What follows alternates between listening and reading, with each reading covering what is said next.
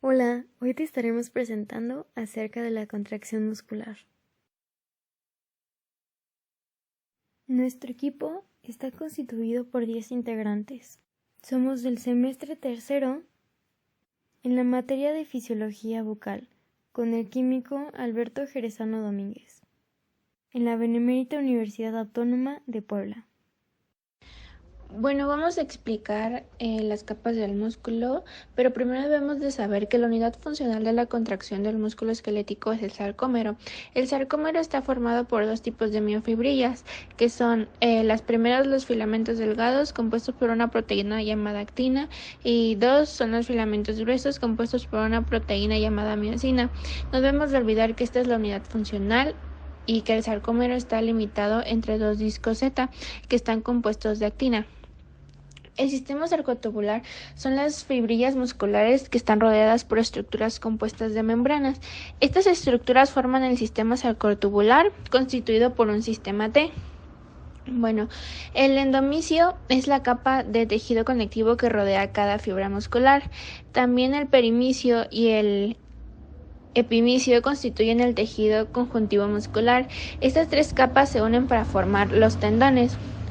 El epimisio, además de envolver a toda la fibra muscular, también constituye la puerta de entrada para las estructuras nerviosas y vasculares que irrigan e inervan el interior del músculo. De acuerdo al portal Fisio Online y al libro Sistema Estomatognático de Arturo Mantz, el sistema muscular está conformado por muchísimos músculos localizados en todo el cuerpo. Esos músculos están conformados a su vez por fibras musculares, proteínas como la actina, miosina, tropomiosina, la mioglobina, por miofibrilla, sarcómero y por una zona llamada placa motora. Pero, ¿qué es la placa motora? La placa motora, tal como su nombre lo indica, es la zona de conexión que se establece entre un nervio de tipo motor del sistema periférico con el músculo que va a realizar la contracción y por ende el movimiento. La placa motora va a necesitar de un nervio motor, acetilcolina, espacio sináptico y de la fibra muscular. Una vez que se tiene todo esto, todo va a comenzar con un potencial de acción en reposo, que va a convertirse en potencial de acción. Gracias al potencial de acción se va a liberar el neurotransmisor llamado acetilcolina. Una vez que hay suficiente acetilcolina, se produce la despolarización con el potencial de la placa terminal del axón, y es así que las fibras de los músculos se activan y generarían la contracción. En el capítulo 5, Análisis morfofuncional de la musculatura estomatognática del libro Sistema estomatognático, Fundamentos clínicos de fisiología y patología funcional, nos habla de las etapas de acoplamiento electromecánico del proceso contráctil, que son las siguientes. 1. Conducción de potencial de acción muscular, donde el potencial de placa motora, por medio de la generación de circuitos locales, transmite electrotónicamente la excitación desde el axón motor hacia la fibra muscular. El potencial de acción resultante se distribuye con gran velocidad a lo largo de todo el sarcolema y penetra por el sistema T al interior de la fibra. 2. Liberación de calcio. Desde el sistema T, los potenciales de acción alcanzan las cisternas terminales del retículo sarcoplásmico, liberando desde esas estructuras iones de calcio al sarcoplasma. La concentración sarcoplasmática en reposo del orden de 10 a la menos 7 a 10 a la menos 8 moles por litro aumenta a 10 a la menos 5 moles por litro. Este incremento de calcio intracelular frente a un único estímulo umbral de contracción dura menos de 80 segundos. También es el principal gatillo para la interacción miosina-actina en la contracción muscular. 3. Efecto de calcio. Los iones de calcio se unen con las subunidades C de las moléculas de troponina de los miofilamentos delgados. Por deformación o cambio configuracional de estas moléculas, la tropomiosina es desplazada desde los sitios reactivos de la actina con las cabezas de la miosina. Se unen de ese modo, comienza el proceso mecánico de la contracción. 4. Repolarización del potencial de acción. Al producirse esta repolarización por ausencia de la excitación eferente alfa, cesa el estímulo despolarizante de los túbulos T y termina la liberación de calcio, debido al cierre del canal de liberación de este ion del retículo sarcoplásmico. Significancia clínica de la placa motora. En estomatología, los relajantes o bloqueantes musculares se usan especialmente para la gente que chirria o aprieta los dientes. Esto puede ayudar a relajar las mandíbulas que usualmente están tensas. Pero ¿cómo se relaciona esto con la placa motora? Pues el principal efecto de los fármacos o relajantes que van a bloquear la unión neuromuscular es la interrupción de la transmisión del impulso nervioso en la placa motora. Esto mediante el antagonismo del receptor nicotínico de la acetilcolina. Estos son agentes que carecen de efecto sedante o analgésico, pero importantes en aquellos procedimientos o técnicas que precisan de la actividad muscular. Se pueden distinguir en 1. Bloqueo despolarizante, producido por un fármaco que mimetiza la acción de la acetilcolina y activa el receptor.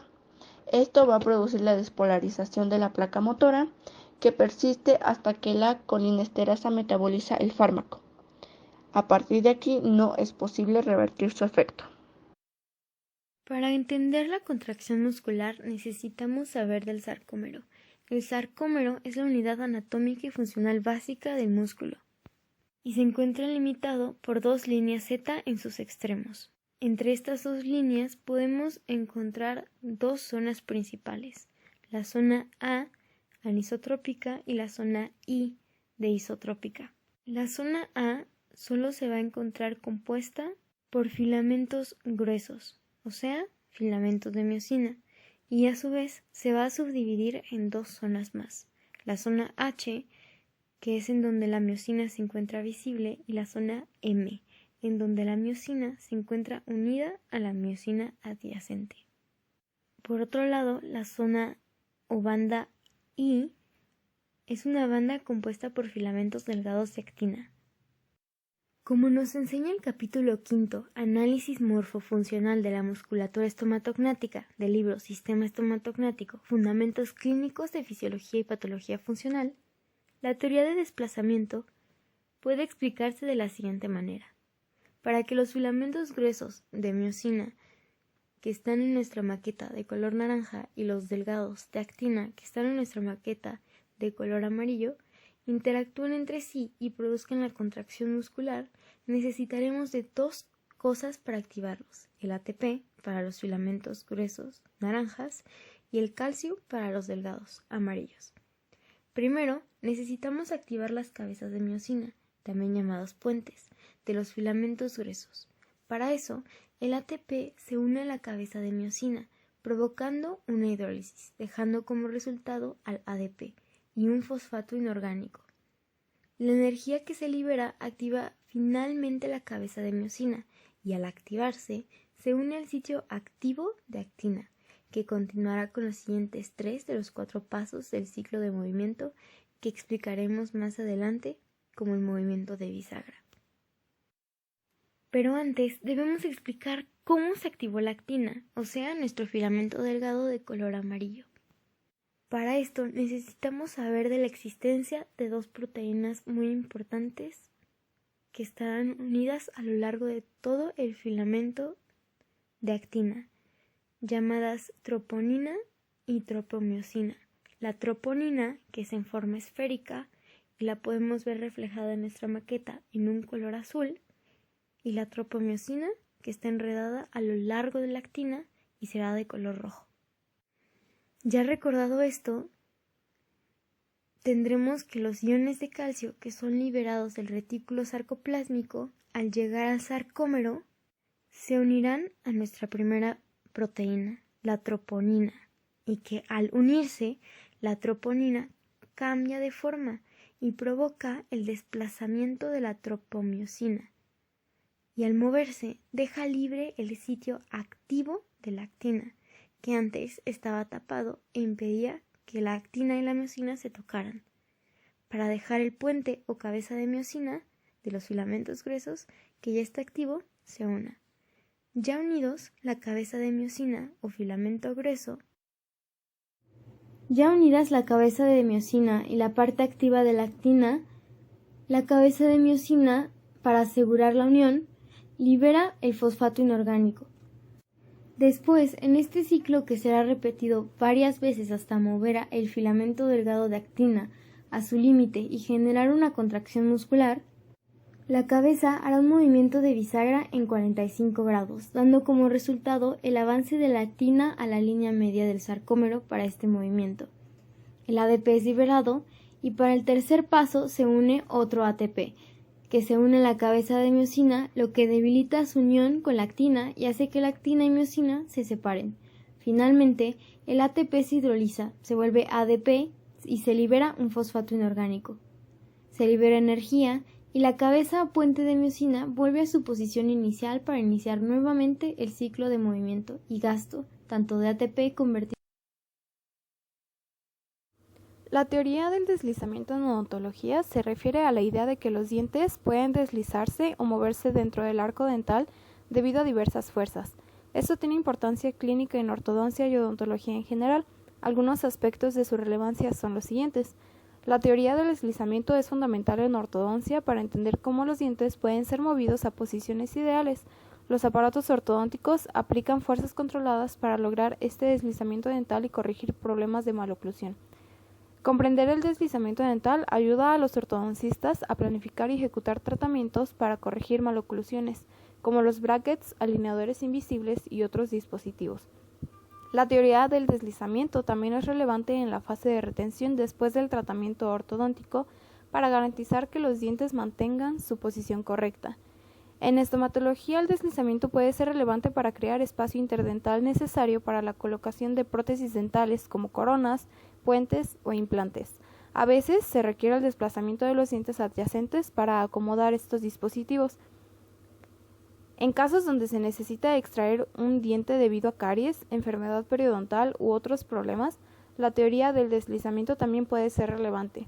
La extracción de un diente puede permitir que los dientes adyacentes se deslicen para ocupar el espacio, evitando problemas de desalineación. En odontología restauradora, se utiliza la teoría del deslizamiento al reconstruir dientes dañados o faltantes. Los dientes que se han desplazado o han perdido su posición original pueden necesitar ser restaurados para mejorar la función y la estética. En resumen, la teoría del deslizamiento se aplica en estomatología en situaciones donde es necesario mover o ajustar la posición de los dientes para lograr objetivos terapéuticos, como corregir maloclusiones, crear espacio para prótesis dentales o abordar problemas de restauración dental. El adenosintrifosfato, o por sus siglas ATP, es una molécula crucial para una variedad de procesos fisiológicos en el cuerpo humano, y su papel en la estomatología también es relevante. Según el libro La célula, un enfoque molecular de Cooper, G.M., en su segunda edición publicada por Sinauer Associates Incorporation en 2019, el ATP es una molécula presente en casi todas las células del cuerpo, incluyendo las del tejido bucal y oral, como las de la mucosa oral, las glándulas salivales y las células musculares de la región maxilofacial. Esta molécula es la principal fuente de energía para las células, ya que al descomponerse en adenosin, difosfato y fosfato inorgánico mediante la enzima ATPasa, libera energía utilizada para impulsar diversos procesos biológicos como la contracción muscular. La liberación de esta energía es esencial para muchas proteínas motoras y sistemas enzimáticos que realizan sus funciones en el organismo.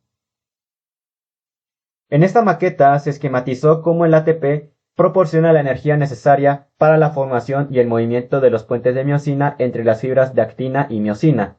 Durante la hidrólisis del ATP a ADP y fosfato inorgánico se libera energía que cambia la conformación de la miosina y permite que los puentes cruzados entre actina y miosina se formen y desencadenen la contracción muscular.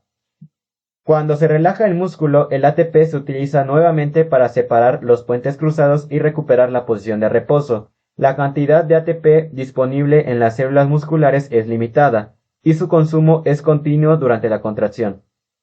Por lo tanto, es esencial que se mantenga un suministro constante de ATP para mantener la contracción muscular sostenida. En su artículo, Trifosfato de adenosina, publicada en la revista La Referencia Integral de Farmacología en el año 2020, el autor Kennedy S.C. examina la significancia clínica en estomatología del ATP. La masticación y la función muscular son procesos que dependen en gran medida de la disponibilidad de ATP. La contracción y relajación de los músculos faciales y de la mandíbula durante la masticación requieren una cantidad significativa de ATP para proporcionar la energía necesaria para estos movimientos. En estomatología, comprender la importancia del ATP en la función muscular puede ayudar en el diagnóstico y tratamiento de trastornos de la masticación y problemas relacionados con la articulación temporomandibular. La producción de saliva es fundamental para la salud oral, y la formación de saliva requiere energía en forma de ATP. El ATP participa en la regulación de la secreción salival y en la función de las glándulas salivales. Trastornos en la producción de saliva, como la xerostomía, pueden requerir tratamientos específicos que tengan en cuenta la función del ATP en este proceso. Algunos pacientes pueden experimentar trastornos neuromusculares en la región estomatológica que afectan la función de los músculos faciales y de la masticación. Comprender cómo se utiliza y regula el ATP en estos músculos es relevante en el diagnóstico y tratamiento de estos trastornos.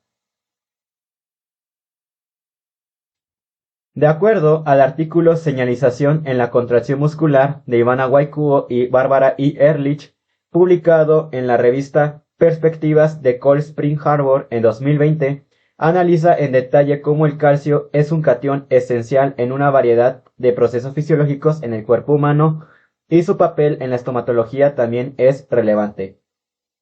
El calcio se halla en todo el cuerpo, incluyendo las células orales y bucales, las glándulas salivales y los tejidos óseos en la región oral y maxilofacial. Su presencia es crucial en el esmalte dental, mejorando su dureza y resistencia. El calcio desempeña diversas funciones en el organismo, como la mineralización ósea y dental, la contracción muscular, la coagulación sanguínea, la transmisión de señales nerviosas y la regulación celular. Se transporta activamente a través de membranas celulares por proteínas de transporte de calcio, como las bombas de calcio dependientes de ATP. En la maqueta, de igual manera se esquematiza cómo el calcio desempeña un papel clave en el ciclo de contracción muscular al actuar como un interruptor. Cuando se libera en respuesta a un estímulo nervioso, se une a la troponina C y cambia la posición de la tropomiosina, exponiendo los sitios de unión en la actina. Esto permite que la miosina se conecte a la actina y genere la contracción muscular. Cuando cesa el estímulo nervioso, el calcio se bombea de vuelta al retículo sarcoplásmico, lo que lleva a la relajación muscular. El calcio, por lo tanto, regula cuando se activa y se desactiva la contracción muscular. En su revisión sobre el artículo Propiedades y aplicaciones del hidróxido de calcio en endodoncia y traumatología dental, dicho estudio publicado en la Revista Internacional de Endodoncia, Mohammadi C. y Domer P.M. destacan la significancia clínica en estomatología del calcio. Los autores mencionan que el calcio es esencial para la mineralización del esmalte dental. La falta de calcio puede dar lugar a una menor mineralización y a la formación de dientes débiles y propensos a la caries. El calcio es importante en la regulación de la función de las glándulas salivales, contribuyendo a la producción de saliva. Problemas en la concentración de calcio pueden influir en la producción de saliva y llevar a condiciones como la hiposalivación o la hipersalivación. El calcio es un componente crucial de los huesos y dientes. La mineralización adecuada del tejido óseo y dental es esencial para mantener una estructura oral y maxilofacial saludable. La osteoporosis y otras enfermedades que afectan la densidad ósea pueden tener un impacto en la salud dental y maxilofacial. El calcio desempeña un papel esencial en la regulación de la transmisión de señales nerviosas y la contracción muscular. En la estomatología, esto es relevante en el contexto de la función de los músculos faciales y masticatorios, así como en la sensibilidad y respuesta de los nervios de la cavidad bucal. Según nos menciona el autor Arthur Mans en su libro Sistema Estomatológico en el capítulo 5. Una vez que el ATP va a ser almacenado en la cabeza de la miosina, este va a determinar la velocidad de contracción de las fibras musculares y va a ser representada en los sarcómeros, como ya vimos anteriormente. Esta generación de ATP se va a lograr si se proporciona la energía suficiente para la función muscular. Esta va a ser obtenida a través de las células musculares en las cuales van a contener algo que conocemos como glucógeno. El glucógeno nos va a generar algo que se llama glucólisis. La glucólisis va a generar ATP y pues va a reponer estas reservas. A continuación yo voy a hablar de la glucólisis anaerobia. Bueno, como sabemos, la glucólisis anaerobia se va a dar cuando hay una deficiencia de oxígeno o hay una insuficiencia de oxígeno. El glucógeno pues va a ser degradado a ácido pirúvico debido a esta ausencia de oxígeno y posteriormente va a ser de nuevo reducido a ácido láctico. Este ácido láctico va a ser muy importante ya que va a generar de manera rápida pues el ATP. Este pues se va a reflejar en una producción de 16.000 calorías y 3 moléculas de ATP por molécula de glucosa, que nos van a proporcionar la energía suficiente que va a haber durante una contracción isométrica específicamente, es decir, cuando hay una fuerza-tensión durante una fatiga muscular. Esta va a ser pues paralela a un nivel de agotamiento. Mientras más haya una fuerza-tensión, mayor va a haber una disminución en las reservas de glucógeno que ya tenemos pues a través de la producción de ácido láctico. Bueno, como sabemos, cuando hay una ausencia de oxigenación, el músculo esquelético pues va a trabajar pues solamente breves periodos de tiempo. Esto se va a deber a que la energía total disponible va a ser muy limitada en comparación con las condiciones de trabajo de una glucólisis aerobia. Ahora vamos a hablar de la glucólisis aeróbica. El término aeróbico se refiere a todo aquello que necesita un consumo de oxígeno. El rol de la glucólisis para generar ATP es fundamental. En el capítulo 5, Análisis morfofuncional de la musculatura estomatognática de Arturo Mans, nos enseña el rol que representa la glucólisis aeróbica en la fosforilación oxidativa. Este es un proceso crucial en nuestras células que nos permite obtener la energía necesaria para llevar a cabo todas nuestras funciones vitales. Existen dos fuentes principales de energía, que van a ser la glucólisis aeróbica y la oxidación de acetilcoenzima A. Ambos procesos son esenciales para obtener los componentes necesarios para este mecanismo que es la fosforilación oxidativa. Esta también está relacionada con la cadena respiratoria y es responsable de regenerar las uniones altamente energéticas del ATP y PCR. Hablando específicamente de la glucólisis aeróbica y su rol en la fosforilación oxidativa, va a ser una etapa de metabolismo celular que tiene lugar en presencia de oxígeno y es una parte fundamental de la obtención de energía en las células y va a ocurrir en el citosol. La función principal de la glucólisis aeróbica es descomponer la glucosa en moléculas más pequeñas llamadas piruvato, mientras se produce una pequeña cantidad de energía en forma de ATP. A continuación, hay tres fases de la glucólisis aeróbica. Fase 1. De inversión de energía. Se va a invertir energía en forma de ATP para activar la glucosa. La glucosa se convierte en glucosa 6-fosfato y luego en fructosa 6-fosfato. Segunda fase de ruptura de molécula. La fructosa 6-fosfato se divide en dos moléculas de 3 carbonos cada una, llamadas gliceraldehído 3-fosfato. Fase de generación de energía. En esta fase las moléculas gliceraldehído 3-fosfato se convierten en piruvato, liberando ATP y transportadores de electrones cargados con energía llamados NADH. Durante este proceso se generan 4 moléculas de ATP. Los piruvatos producidos ingresan al ciclo de ácido cítrico, que también es conocido como ciclo de Krebs, donde se completa la descomposición de la glucosa y se genera una gran cantidad de energía en forma de ATP. El metabolismo aeróbico de la glucosa hasta dióxido de carbono y agua libera una gran cantidad de energía. A partir de una sola molécula de glucosa se pueden producir 38 ATP y una sorprendente cantidad de calorías, alrededor de 686.000. A continuación voy a explicar la importancia clínica de la glucólisis. El aporte de oxígeno en los músculos es una función del flujo sanguíneo que le llega. Cuando un músculo se contrae, especialmente durante una contracción de tipo isométrica, se comprimen estos vasos sanguíneos, impidiendo el flujo normal de la sangre en los músculos. Mientras mayor sea la intensidad de la contracción, mayor será la severidad en la reducción de este aporte sanguíneo.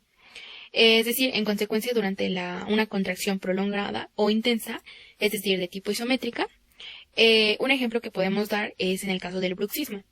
El bruxismo pues va a ser definido como una parafunción, es decir, un apriete o rechinamiento dentario que ocurre frecuentemente por las noches. En este va a haber un aporte sanguíneo muscular insuficiente, con lo cual la concentración de oxígeno va a disminuir, con lo que podemos explicar pues la glucólisis anaerobia. En esta, pues como sabemos, va a haber menos ácido pirúvico, va a entrar el ciclo del ácido cítrico y por el mecanismo de la glucólisis anaerobia se va a producir algo muy importante que ya hablamos, que es el ácido láctico. Este ácido láctico, junto con otros productos catabólicos, van a ser drenados fácilmente y se van a almacenar en el interior del músculo.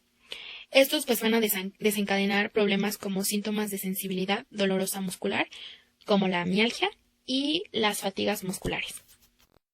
Eso ha sido todo por nuestra parte. Muchísimas gracias por quedarte y esperamos haya tenido sentido todo lo que explicamos.